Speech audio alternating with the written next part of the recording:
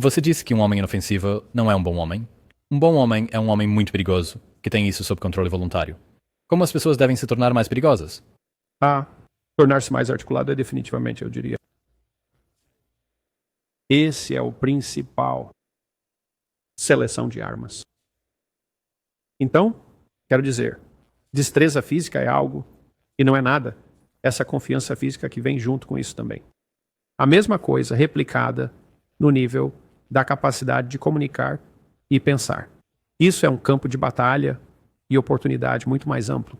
Então, isso é uma coisa que não é bem ensinada, especialmente para os meninos. É mais importante ensinar isso aos meninos, eu diria, porque eles são mais céticos em relação ao empreendimento educacional em geral, geralmente falando, em parte porque são menos obedientes, em parte porque são menos agradáveis. Isso é particularmente verdadeiro para meninos desobedientes. E meninos agradáveis recebem notas mais altas, independentemente de seu QI e desempenho acadêmico, porque são mais fáceis de lidar. Então, o que você diz a meninos desagradáveis?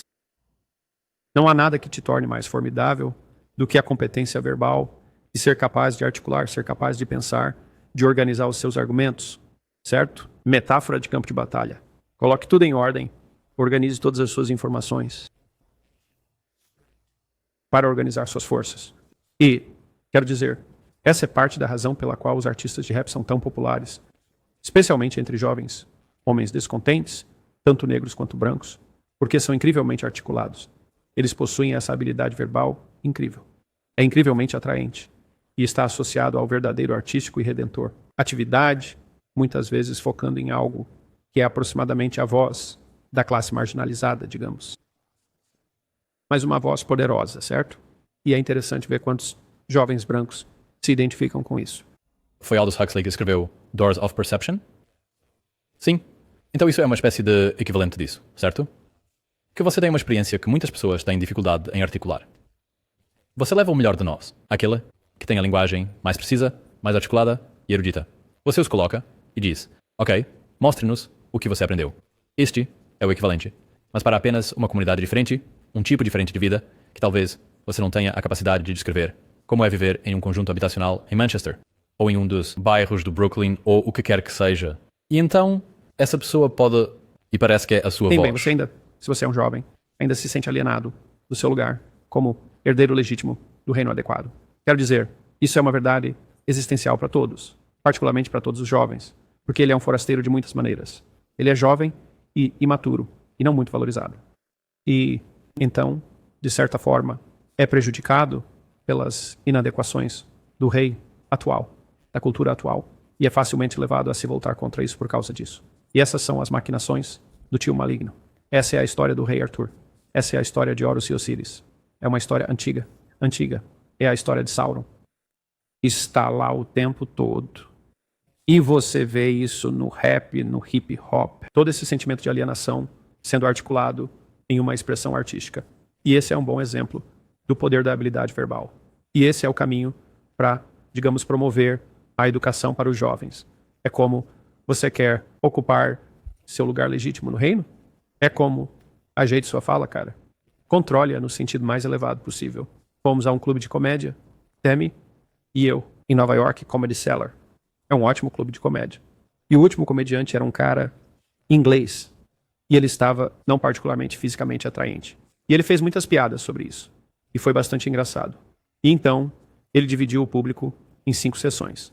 E pediu a cada sessão para sugerir um tema, apenas gritar um tema.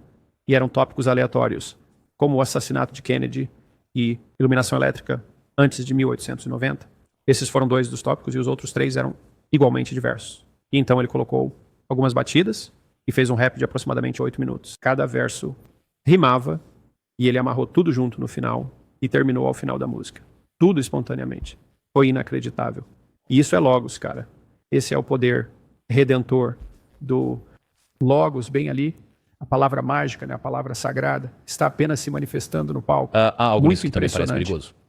Não no sentido de precisar me preocupar e que isso deva ser contaminado e isolado, mas de modo que você pensa que aquela pessoa tem tanta competência que está transbordando dela.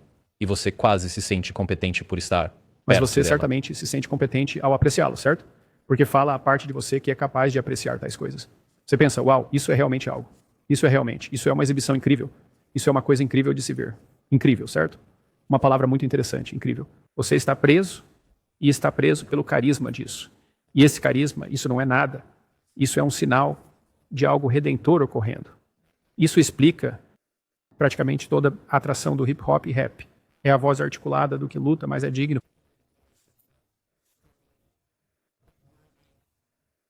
Subclasse, suponho que essa seja uma boa forma de colocar. Mas aqueles que estão alienados de seu lugar de direito. E assim, essa destreza verbal é uma das maneiras que eles lutam para alcançar a luz. E isso é um bom exemplo disso, de ter esse perigo sob controle, porque é um gênero sombrio de muitas maneiras, certo? Há uma verdadeira corrente e um ar de violência que cercam isso e sua cultura, como o movimento punk no Reino Unido no final da década de 70. Mesma coisa. Mas isso, capacidade de expressar isso de maneira poética, de maneira cativante.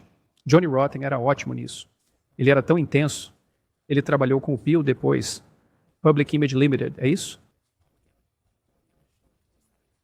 Acho que sim. Ele tem uma música chamada Rise, que eu costumava mostrar para meus clientes o tempo todo quando estava começando o treinamento de assertividade com eles. Eu punha a música do Johnny Rotten, Rise, e a linha ali é a raiva, é uma energia. E ele tem esses olhos incrivelmente intensos. A raiva é uma energia. Pode apostar em John Lydon, cara. Ele conseguia canalizar isso como quase ninguém que eu já vi. Ele acumulava aquela raiva dentro dele, e então estava completamente sob controle, e ele expressava isso na sua música, e é absolutamente cativante, inacreditavelmente carismático, e eu realmente gostava da música dele, aquela raiva crua na música, mas estava na maldita música, não estava. Não foi algum tumulto aleatório, sabe? Ele transmutou isso em algo, você sabe, sobre o qual se pode argumentar os méritos poéticos do punk rock, embora eu não acho que deveria, quero dizer, eu fiz do meu jeito. A versão do Sid Vicious de I Did It My Way, meu Deus, isso é uma obra de gênio, é tão brilhantemente satírico. O que alguém está fazendo é refinando, destilando e depois direcionando. Então, fui a uma competição de powerlifting há alguns anos. Havia um cara lá levantando. Ele detém vários recordes no agachamento. E ele é um cara normal, da classe trabalhadora, de uma cidade normal, da classe trabalhadora, nos arredores de Newcastle. E assistir aquele homem se aquecer é algo diferente. Ele tem uma playlist sagrada. Ele nunca ouve as músicas, exceto quando está prestes a subir na plataforma de levantamento. Ele está com esses fones de ouvido e está apenas andando para cima e para baixo, do mesmo jeito que você veria um touro pronto para sair, pronto para ir e perseguir algo. E ele sobe no palco. E os pelos se arrepiam na nuca. Você está assistindo esse cara canalizar a fúria. Esse é o Deus da guerra. Isso é Marte. Sim, ele está em sintonia com isso. Inacreditável. E palavras, cara. Você vai à guerra com palavras. E você acha que é isso que os jovens devem aprender?